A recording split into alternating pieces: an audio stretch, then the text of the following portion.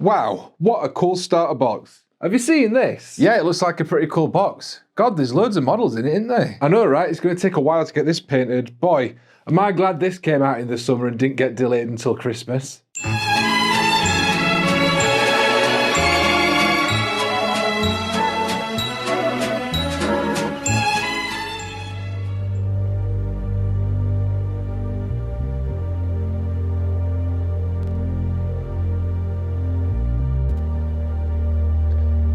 This is not the heresy that I was expecting. So I've been saying for quite a while that I have been looking at maybe getting into Horus heresy, or the Horusy, as I like to call it. And this was not the way that I expected I would finally start to get into the historical, futuristic, sci-fi war game. But this is a brand new system and it is a completely different scale to anything that I've worked on before. And I thought it'd be quite interesting to see how I tackle this. Normally what I do whenever I get anything new, whether that's models or paints or something, is I will do a tester off camera before I start recording and sort of work out what I'm going to do and how I'm going to do stuff, and then I've got it down for when I do come to the camera to then start recording things, which just generally makes that a bit more useful for you guys if you're trying to follow along and do things, not having to watch me work things out on camera. What I thought I'd do today is the complete opposite of that, and I think I would try and work things out on camera.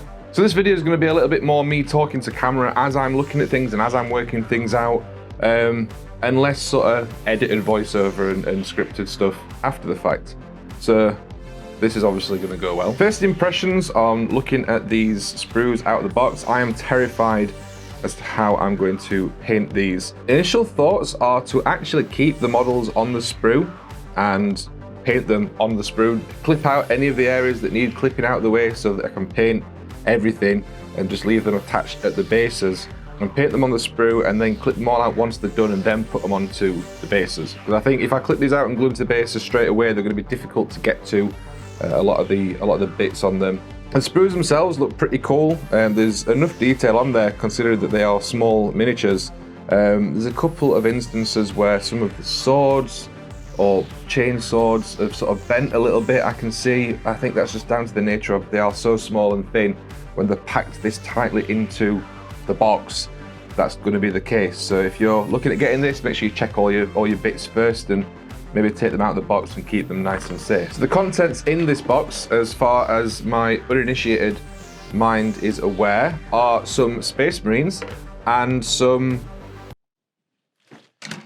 other things. The first things first, I'm going to go through a bunch of these sprues. I'm going to clip away any of the supporting sprues from certain parts of the model and just try and leave them attached just with one part if I can. We'll start getting them primed up and ready to paint.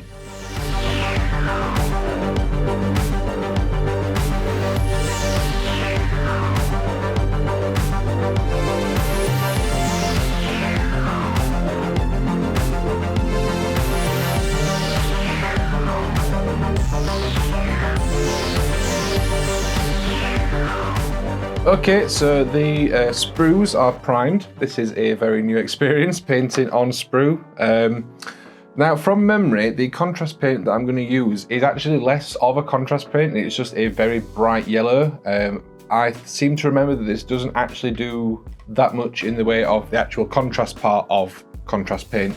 So what I'm going to do instead is put a brown wash on all the models as they are over the cream base coat, let that dry, let that go into the recesses, try and make sure it doesn't pool on any of the flatter areas. But with these being so small and detailed, I think it should work all right, and then that will act as the shading, and then I can thin this contrast paint down a little bit and just add that as a yellow tint over the top, and I think that should do the majority of the armor.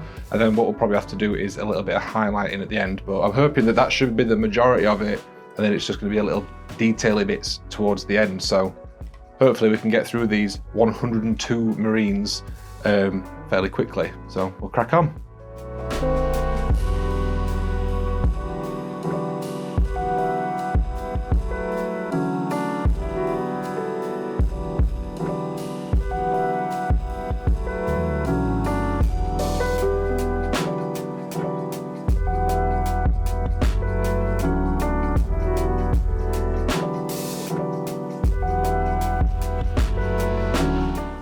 I have to say, painting like this with all the little tiny models still on the sprue and just sort of slopping the paint on, letting all the detail that's on there do the work for me with the recessed shading that I've done already, and then just putting the colour over the top. Actually getting quite nice results pretty quickly, and making this a lot less painful than I thought it was going to be.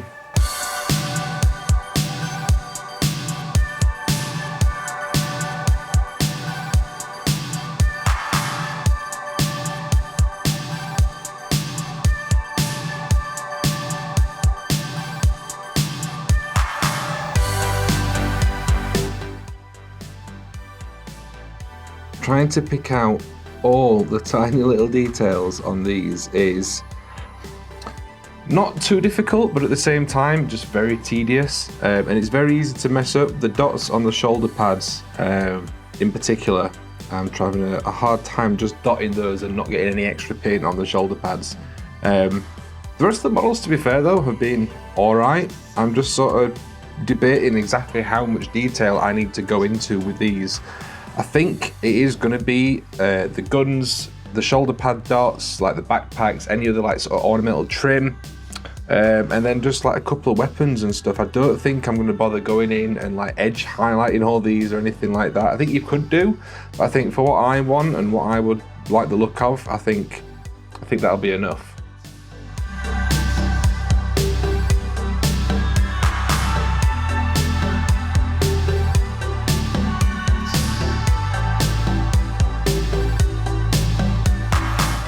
I definitely think that this is a case of where, you know, when you're batch painting armies and people talk about you're painting for the entire army as a whole rather than individual miniatures, I definitely think that that is the case with stuff like this. When you're painting something so small scale, the idea of it is that it's the entire massive huge army, and each individual model with its 5 on a base won't look that amazing, or it won't when I'm painting them.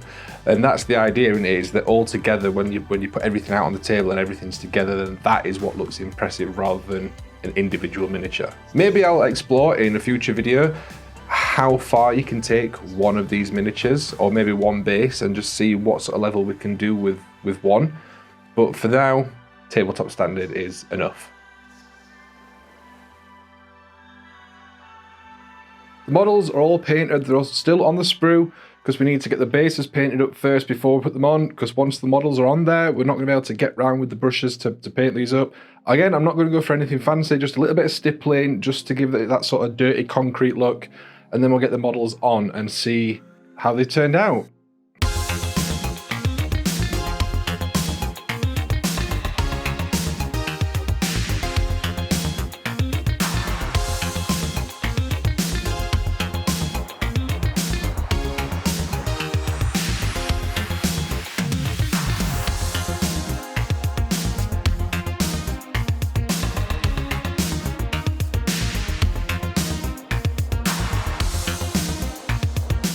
I have to say that I was not expecting to enjoy this project quite as much as I have done. Being completely honest, small scale stuff is not something I've ever been particularly interested in. Like, I've had a passing interest, I've worked on a few little bits before when I was working with Luke, but I've never really bothered about doing my own projects with small scale stuff. Most of the way through painting these Marines while they were all still on the sprue, I was kind of like, yeah, this is all right, this is fun, I might work on these a little bit more, and then that'll probably be it. I'll have the starter force, and that's it. I'll not look into these any further.